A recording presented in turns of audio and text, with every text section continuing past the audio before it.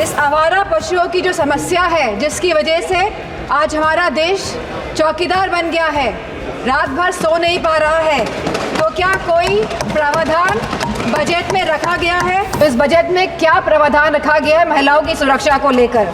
Sir, जो सरकार कुपोषण के बारे में बात कर रही थी, जो भारत को अनीमिया मुक्त बनाने के बारे में बात कर रही थी, तो मैं उनसे कहना चाहूँगी कि आप सभी अपने वादों में विफल हुए हैं। Nothing can alter the past, but responsible behavior by the government. And I'm not playing a blame game here. I'm saying a responsible behavior is the behavior in which we are responding to the present situation. And if the government plays a responsible behavior, then formative changes can come in the country. माननीय डिम्पल यादव जी। सभापति महोदय, आपने मुझे budget में बोलने का मौका दिया, मैं आपको धन्यवाद देना चाहती हूँ। हमारा देश किसान प्रधान और कृषि प्रधान देश है।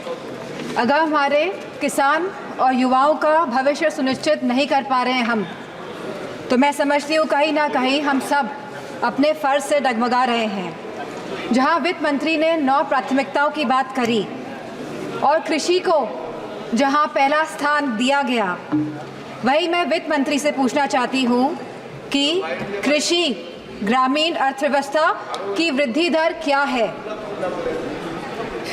जहाँ यह कहा गया था कि 2024 तक आप किसान की आय दुगनी कर देंगे, 22 तक किसान की आय दुगनी कर देंगे, और जहाँ एमएसपी का वादा किया गया था, तो मैं पूछना चाहूँगी कृषि मंत्री से कि आज एग्रीकल्चरल इंफ्रास्ट्रक्चर में कितना बजट या सरकार द्वारा दिया जा रहा है? यूपी को इस बजट के तहत क्या मिला है?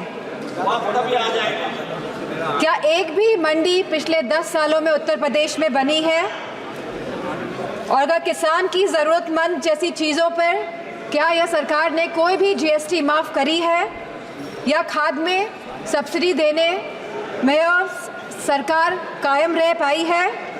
और जहां खुद प्रधानमंत्री आए थे उत्तर प्रदेश में विधानसभा चुनाव में, और उन्होंने वादा किया था उत्तर प्रदेश की जनता को, उत्तर प्रदेश के लोगों को, कि वो आवारा मवेशियों की समस्या से किसानों को हल दिलाएंगे, निजात दिलाएंगे, तो क्या इस आवारा पशुओं की जो समस्या है, जिसकी वजह से आज हमारा देश चौकीदार बन गया है, रात भर सो नहीं पा रहा है, तो क्या कोई प्रावधान बजट में रखा गया है इस समस्या को लेके? इसी के साथ जहाँ किसान आंदोलन में लगभग 700 किसानों ने अपनी जान गंवाई, जहाँ उत्तर प्रदेश में भी लखीमपुर खीरी में जहाँ किसानों को रौंदा गया मंत्री जी के बेटों द्वारा, हम पूछना चाहते हैं इस सरकार से कि जहाँ जो 2014 से 22 तक लगभग 1 लाख किसानों ने आत्महत्या की है, तो हम वित्त मंत्री से पूछना चाहते हैं कि प्रधानमंत्री फसल बीमा योजना के तहत कुल किसान लाभ कितना मिला है, और कहीं इसमें गिरावट आई है तो कितनी गिरावट आई है? यह सरकार लगातार 1 दशक से किसानों की अवहेलना कर रही है।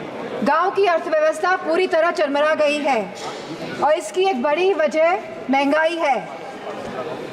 और जहां मनरेगा में इस सरकार ने 89,000 करोड़ का बजट दिया है, तो हमारी मांग है कि कम से कम 100 दिन की वेजेस मनरेगा के तहत लोगों को सुनिश्चित करी जाए, और लगभग 20% मनरेगा का बजट बढ़ाया जाए।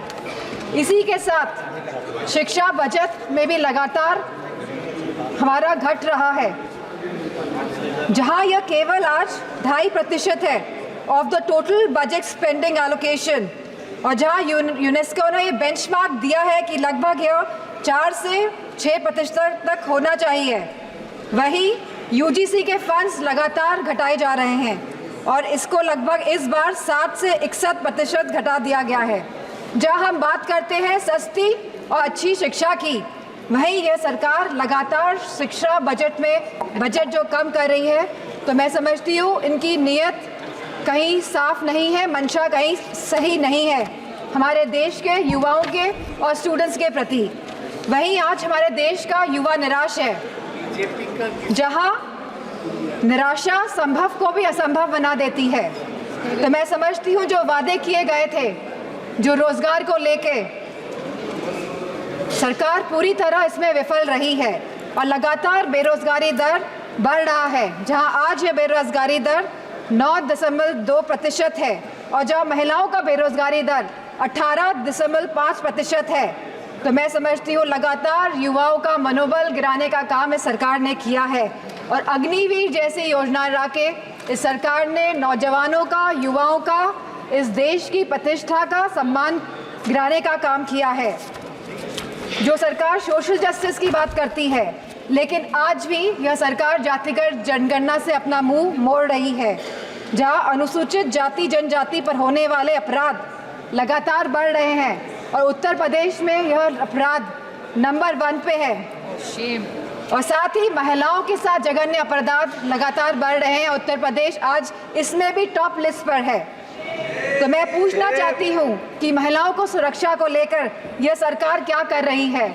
और जहां उत्तर प्रदेश में समाजवादी पार्टी की सरकार ने 1090 जैसी सेवाएं चलाकर हमने अपनी माताओं, बहनों, बेटियों को सम्मान दिलाने का, उनका हक दिलाने का काम किया था, तो इस बजट में क्या प्रावधान रखा गया है महिलाओं की सुरक्षा को लेकर। वहीं आज अगर स्वास्थ्य की बात करें तो लगभग 1.9% ऑफ जीडीपी आज का खर्चा ये बजट दे रही है स्वास्थ्य के लिए। स्पीकर महोदय, there is no focus agenda for the healthcare of the country. Irrespective of the fact we are speaking about India being the first largest economy and moving towards the third largest economy.